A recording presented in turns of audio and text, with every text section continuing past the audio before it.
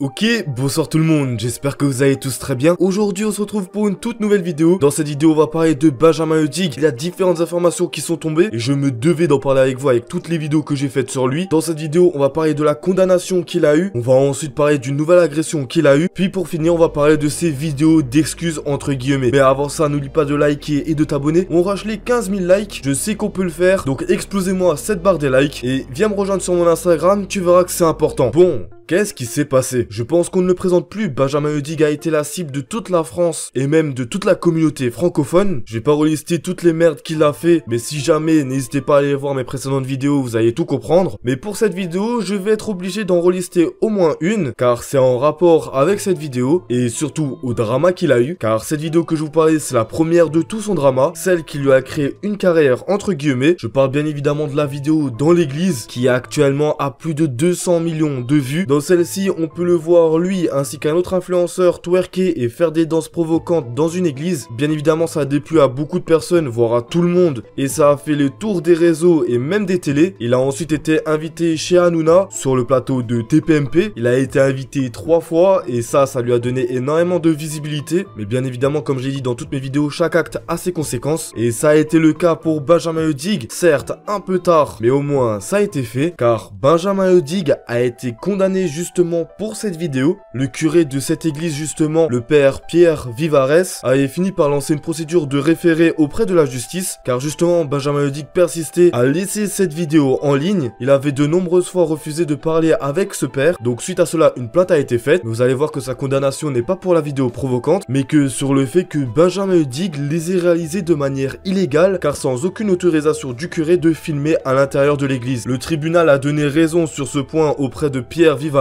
donc le père que je vous ai cité tout à l'heure, car le juge ne pouvait pas le condamner suite à ces vidéos provocantes, car c'est du blasphème, et le blasphème est autorisé en France. Mais donc du coup le juge a affirmé que, en réalisant 2 vidéos à l'intérieur de l'église Saint-Paul-Saint-Louis, puis en les diffusant sur les réseaux sociaux TikTok, sans en avoir obtenu l'autorisation préalable du curé affectataire et en refusant de les supprimer, Monsieur X a manifestement porté atteinte à l'affectation culturelle des lieux. Le tribunal ajoute que la diffusion de ces vidéos à des millions de personnes et le refus de Monsieur X de les supprimer a nécessairement causé un préjudice moral à Monsieur Pierre Vivares en sa qualité de curé affectataire. Donc en gros, Benjamin Eudig a été condamné pour préjudice moral au père de l'église qui est Pierre Vivares. Donc du coup, Benjamin Eudig se voit donc dans l'obligation de réparer ce préjudice moral. Comment? J'en sais rien, mais c'est ce qui a été dit au tribunal. La nature de la sanction est encore inconnue et dès que j'en saurai plus, je le mettrai dans ma story Instagram. Je vous informerai de la sanction qu'il a eue. Mais en parlant de sanctions, d'autres personnes risquent d'avoir des sanctions, car il y a quelques heures seulement, on a appris que Benjamin Eudig s'est fait agresser une nouvelle fois, et ce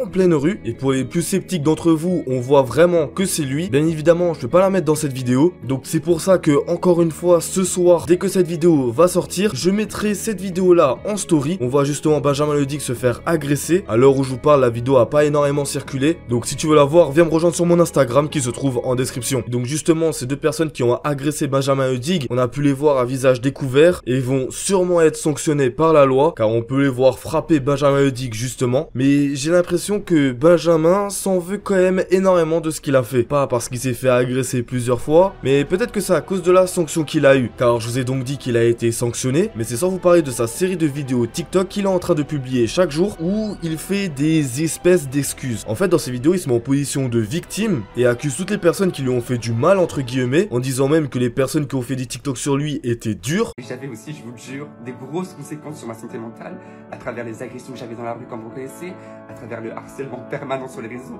ou alors aussi à travers les TikTok que vous faisiez, parce que des fois vous avez vraiment été dur. Il nous raconte aussi qu'il ne veut plus s'associer au réseau, mais il nous parle aussi d'un point assez important, celle des excuses sur ses vidéos, car c'est ce qu'on attend le plus venant de lui. Mais justement, concernant ça, il a dit un truc assez important, je vais vous laisser écouter dès maintenant. Je fais trop de concessions pour continuer à poster des vidéos, pour prouver aux gens que je suis quelqu'un de gentil, parce que j'aime ça et parce que je combats les injustices. Mais là, sachant que je me projetais plus du tout sur les réseaux, j'avais plus envie de faire ça, ça m'avait fatigué. J'ai préféré dire non parce que pourquoi je l'aurais fait? Si je vous aurais fait des excuses, tout ça aurait tenu seulement de la communication pour me racheter et pour faire fructifier au plus possible la visibilité que j'avais. Et là, je vous en prie, le sujet actuellement, c'est pas ce que j'ai fait. Je sais que vous attendez des explications parce que vous en avez besoin, certainement parce que vous avez souffert, peut-être aussi des fois à travers mes vidéos. Je me suis jamais vraiment expliqué, ou même excusé, ou même... J'ai très peu J'ai essayé d'être étanche le plus possible et j'ai montré rien de ma sensibilité ces derniers jours parce que c'était dur et je voulais pas le montrer. Au fond de lui, il est désolé de tout ce qu'il a fait, mais il a pas envie de présenter publiquement ses excuses, car pour lui ça ne sert à rien, car il a pas envie de renettoyer son image et qu'il préfère être comme ça, en mode super-héros. Je suis désolé, j'y crois moyen, je pense que la partie où il est profondément désolé, c'est vrai, mais l'autre partie qui dit qu'il a pas envie de les présenter publiquement, car il a pas envie de renettoyer son image, ça pour moi c'est du pipeau, car il a vu qu'il y avait du buzz et il a voulu manger le plus possible, car il était vraiment influencé par tout ce qui était en train de lui arriver. Et je trouve cette série de vidéos assez hypocrite, car il raconte des choses fausses tout le long, juste pour se faire passer pour la victime et pour en quelque sorte nettoyer son image avec ça. Parce que ouais, comme tout humain, je craque et je suis quelqu'un qui déteste les injustices et dès que j'en vois autour de moi, ça me rend hors de moi. Enfin bref, c'est pas le sujet actuellement, je pense que je vais vraiment faire une vidéo dédiée à ce sujet-là parce que vous l'attendez.